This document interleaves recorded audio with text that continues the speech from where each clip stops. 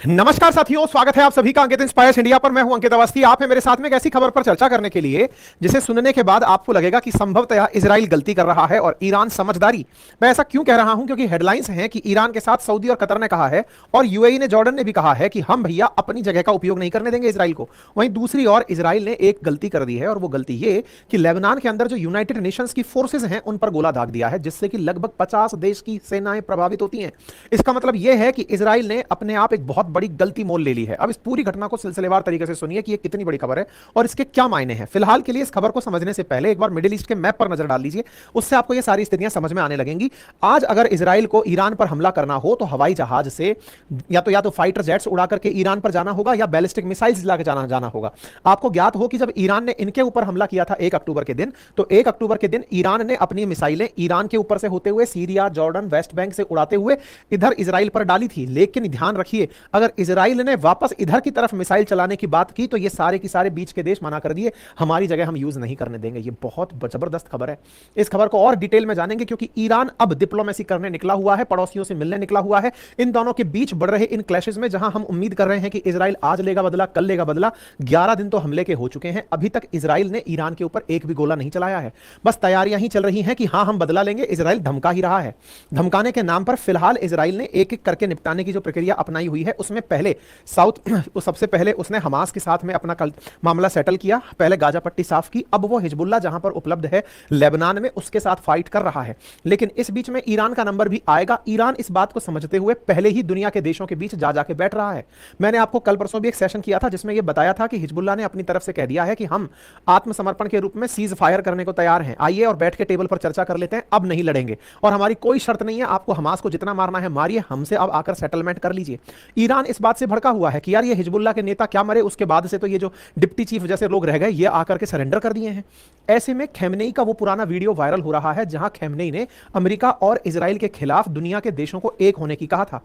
आपको याद हो कि 1 तारीख के हमले के बाद 5 तारीख को खेमनेई ने ईरान में अपनी जो ग्रांड मस्जिद है वहां पर इकट्ठे होकर लोगों के सामने कहा था कि सभी मुस्लिम एक हो जाएं, हमें इजराइल से लड़ना है। दुनिया में कोई देश ऐसा नहीं है जो फिलिस्तीन से उसके देश होने का अधिकार छीन ले या फिलिस्तीनियों से उनके देश होने का अधिकार छीन ले। हमें चाहिए कि हम एक होकर इजराइल के खिलाफ लड़ें। इनका जो ये आह्वान था वो आह्वान काम आना शुरू हुआ और ऐसे में न्यूज बनकर आती है कि ईरान के कहने पर अरब देशों ने कहा है कि हम अपने एयर स्पेस को आप पर हमला होने के लिए उपयोग में नहीं लेने देंगे। लेकिन इजराइल जैसे एक एक करके सबको खत्म करता चलता है, जैसे पहले हमास को साफ किया, अब हिजबुल्लाह की बारी है। तो हिजबुल्लाह को खत्म करने के लिए इजराइल को लेबनान में एंट्री करनी थी।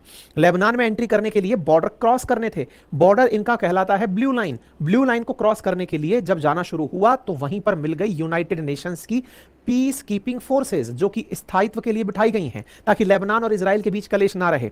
उन पीस कीपिंग फोर्सेज को बीच में पाकर इजराइल ने उन पर भी गोले दाग दिए। दुनिया भड़क गई। आपको याद हो तो मैंने आपको पहले भी बताया है कि इजराइल इस समय लेबनान में बाई बॉर्डर एंट्री कर रहा है। आफ्टर 5 अक्टूबर जब खेमनेई ने सारे मुस्लिमों देशों को आह्वान दिया था अपनी चर्च से, अपनी मस्जिद से कि भैया सब लोग एक साथ आ जाओ, हमें लड़ना है, उसके बाद से इजराइल और आक्रामक हो गया कि अगर आप लोग एक होकर मुझ पर हमले की प्लानिंग कर रहे हो तो इससे पहले लेबनान बचा के दिखाओ जिसके दक्षिण में हिजबुल्लाह का गढ़ है और वहीं पर शिया मुसलमान सबसे अधिक पाए जाते हैं। तो खेमनेई के द्वारा अपने मस्जिद में दिया गया ये जो भाषण है, इसके बाद से पूरी तरह इजराइल और ज्यादा घातक हो गया और इसके बाद में एक एक करके लेबनान में एंट्री करता चला गया। यहां पर ध्यान देने की बात यह है कि खेमनेई ने दुनिया के मुसलमानों से कहा था कि अल्लाह के नाम पर एक हो जाओ, अगर एक हो जाएंगे तो दुश्मन हारेंगे। मुसलमानों में दरार डाली जा रही है शिया और सुन्नी करके। मिडिल ईस्ट में हम सबका दुश्मन एक ही है और उसका नाम है इजराइल। हर देश को हमलावरों को अपनी हिफाजत करने का हक है। इजराइल पर हमास का 7 अक्टूबर का जो हमला था वो जायज था, ऐसे कह करके इसने अपने यहां की भीड़ को मोटिवेट किया जिससे कि नेतन्याहू का भड़कना लाजमी था और नेतन्याहू ने उठाकर अपने टैंकर बॉर्डर एरिया से एंट्री कर दी, ग्राउंड से घुसना शुरू कर दिया। इजराइल ने अपनी ग्राउंड ट्रुप्स लेबनान में भेजी और उसके बाद में लोगों के मरने की सूचनाएं आना शुरू हुई। आप ये 8 अक्टूबर की खबर देख रहे हैं कि 7 लोग ग्राउंड फोर्सेस के कारण मारे गए। ग्राउंड फोर्सेस अंदर एंटर होती हैं। लेबनान के अंदर कुछ इस प्रकार से भयावह दृश्य देखने को मिलते हैं। हिजबुल्लाह के ठिकानों पर वेपन्स जब्त होते हैं और यहां पर दिखाई देती है यूनाइटेड नेशंस की फोर्स, जिसे UNIFIL कहते हैं। अब यह है क्या, इसके बारे में जान लीजिए। आपको ये जो नीली कैप लगाए हुए लोग दिख रहे हैं, ये यूनाइटेड नेशंस के पीस कीपिंग फोर्सेज हैं। 10,000 के करीब लोग यूनाइटेड नेशंस की तरफ से यहां शांति स्थापित कराने के लिए गए हुए हैं। लेबनान और इजराइल के बीच अगर कभी कंफ्लिक्ट हो तो ये बॉर्डर पर रहेंगे और लोगों की हिफाजत करेंगे। इन लोगों में 600 के आसपास भारतीय लोग भी हैं इन 10,000 में, जो इस पीस कीपिंग फोर्स का हिस्सा हैं।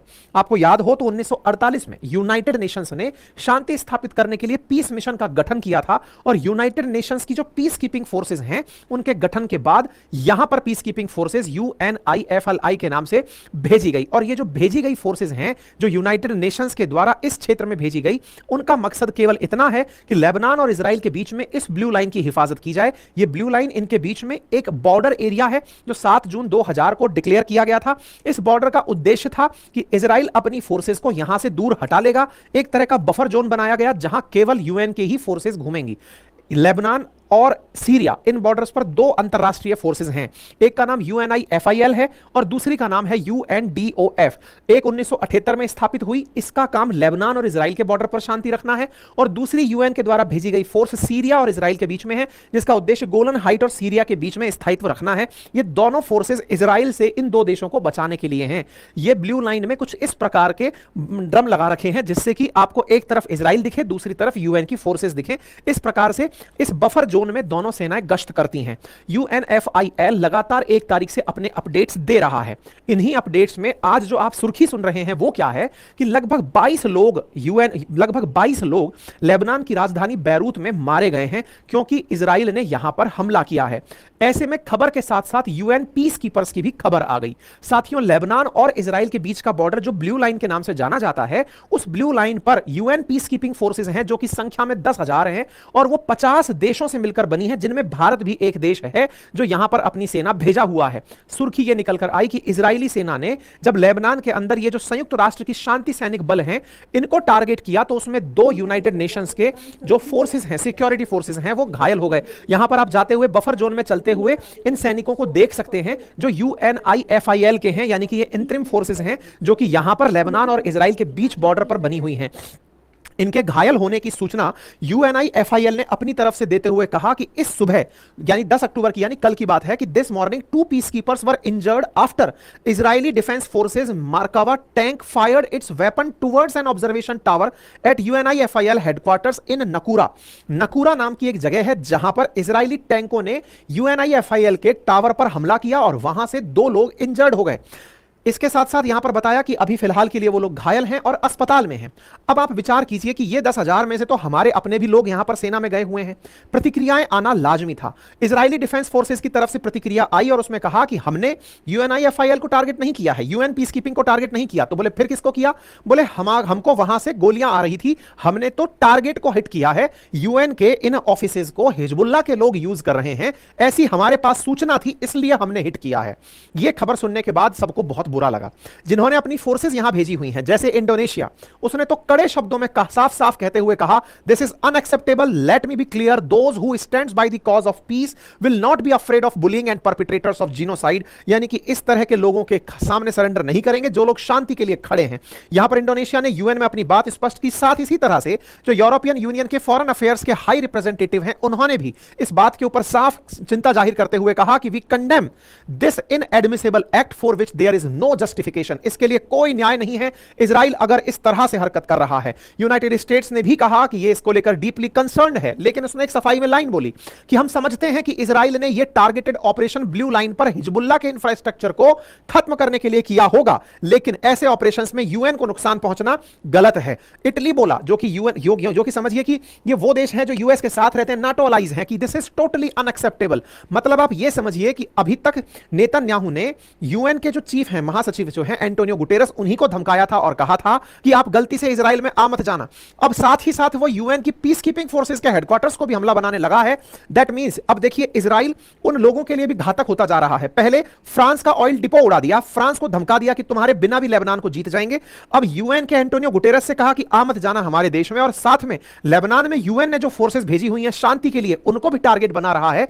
यह अपने आप में बड़ी ही विकट स्थिति पैदा कर रहा है। संभव है कि इजराइल के जो साथी देश हैं वो भी इस बात से खफा हों, और खफा हों यह जानकारी तो कल की है, मैं आपको आज की जानकारी देता हूं। जिस समय आपका सेशन करना शुरू किया उससे 2 घंटे पहले की जानकारी है कि फिर से उसी नकूरा पे इन्होंने हमला कर दिया है। मतलब इजरायली फोर्सेस ने फिर से उसी यूनाइटेड नेशन अंतरिम force in Lebanon that is UNIFIL जो है सदर्न लेबनान के अंदर, उस पर फिर से हमला कर दिया, उसके ऊपर फिर से गोला डाल दिया, यानी सेकंड टाइम। तो आप यहां देखें, this time Naqoura headquarter was affected by explosion for second time in last 48 hours, यानी कल हमला हुआ फिर आज हमला हो गया। यानी कि यह सीधा चुनौती दे रहा है इजराइल कि यूनाइटेड नेशंस कुछ भी नहीं है। और देखिए यह बात तो सत्य है कि दुनिया में जितने युद्ध हो रहे हैं उसे देखते हुए यूएन की प्रासंगिकता पर सवाल उठते हैं, क्योंकि दुनिया में यूनाइटेड नेशंस को शांति स्थापित करने के लिए बनाया गया था। आवश्यकता है कि यूनाइटेड नेशंस के अंदर veto power, United nation security council के अंदर देशों को बढ़ाया जाए, Bharat, Germany, Japan, south Africa जैसे, अर्जेंटीना, ब्राजील जैसे देशों को स्थान दिया जाए ताकि उस पूरी दुनिया का प्रतिनिधित्व यूएन में हो।